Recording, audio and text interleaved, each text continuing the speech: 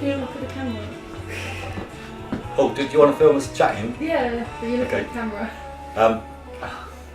So when we've finished this long tea break, we'll go and do. I'll go back to the Ranger Inn then. I'll unload it if you want. Yeah. Alright.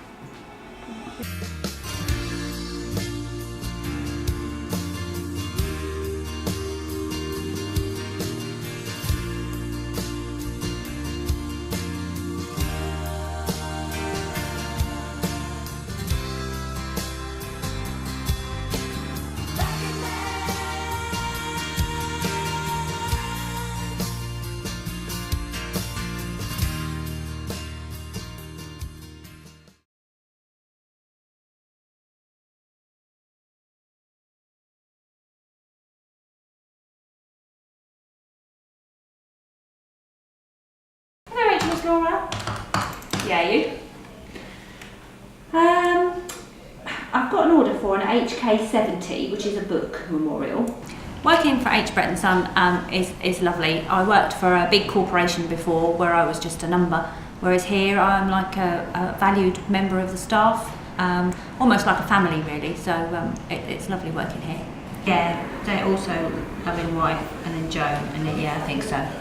Working for this family business is like one manic whirlwind.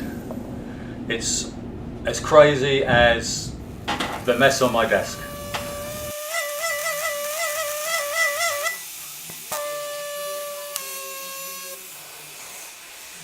Bit of trouble here.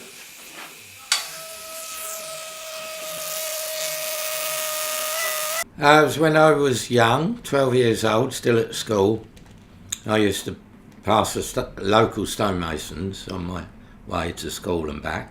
And I used to stop and used to look at the things and watch the men at work.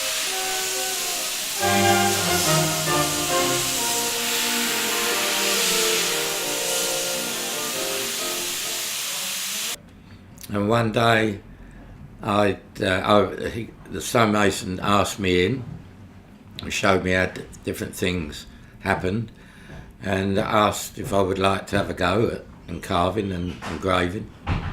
And I cut my name at 12 years old, and that's what I done. That's Devon slate, and I cut my name.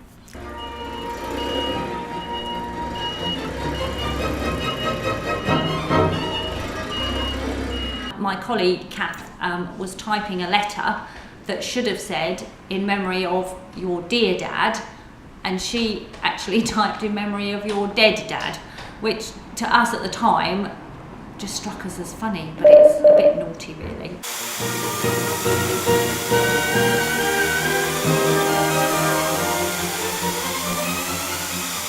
There's one particular churchyard not so far from here where the soil was particularly good for preserving things like bones, and I had by the end of 6 foot digging to create this new grave, I had 3 perfectly formed skulls lined up on the side of the hole, sort of level with my eyes.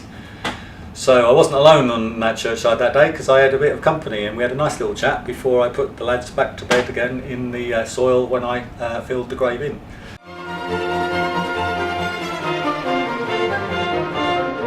I was working for a widow, and one day I asked her if she would be interested in a partnership. She said, let me sleep on it, and the next day she said, would you like to buy the business? And on the 12th of April 1973, which happened to be my birthday, I was officially in business as Alan Blake, trading as H. Brett & Son. I made a start a few days ago, and then I had to leave it to go and do something else, and now I'm coming back to it.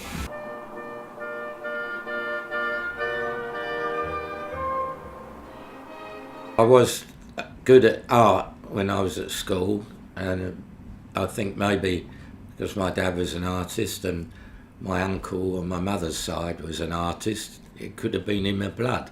For me, being a stonemason is like, it's a bit like having a hobby that I get paid for.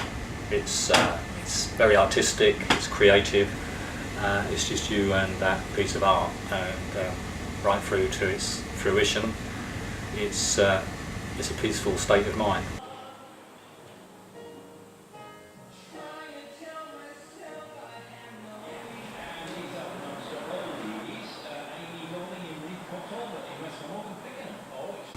I was well versed in the art of stonemasonry and went freelancing around the country to earn a living, really. So I took my trade, my skill, overseas and started working around the world, particularly in Australia, where I lived and worked for some time.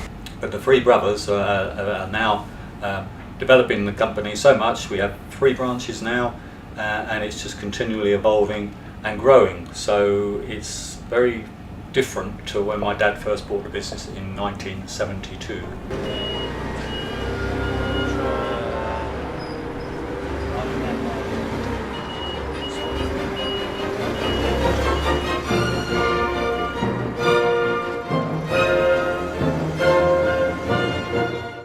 Every moment and every day is entertaining here at H. Brett & Son.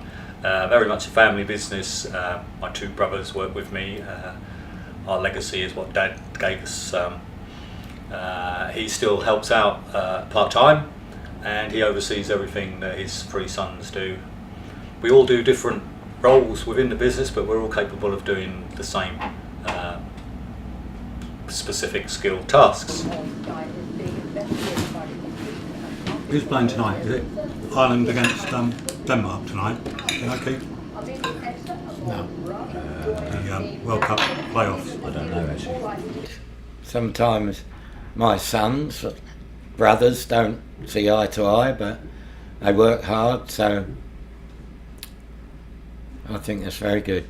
Great granddaughter of a couple killed during that Poppy Day bombing.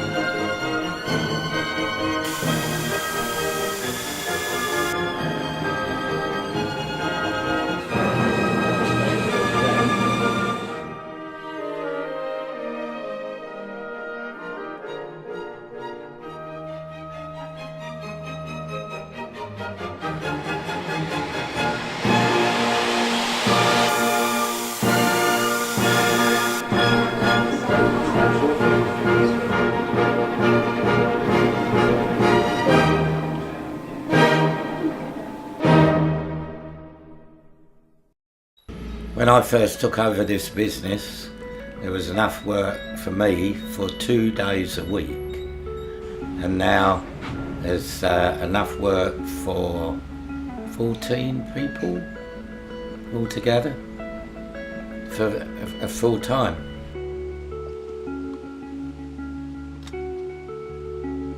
It should be, we loved this person, we want to leave something permanent to tell the world in years and years to come that we loved this person. So no, I don't see them as being a morbid thing at all.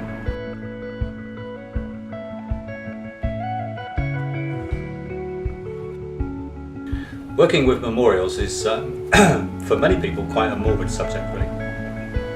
For us, it's the creation of a monument to celebrate someone's life and love, and that's reflected in the wording and the carvings that we produce on memorial stones.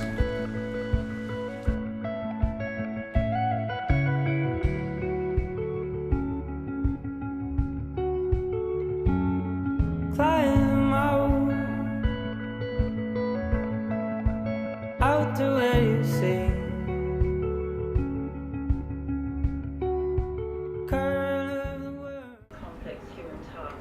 Are you still filming?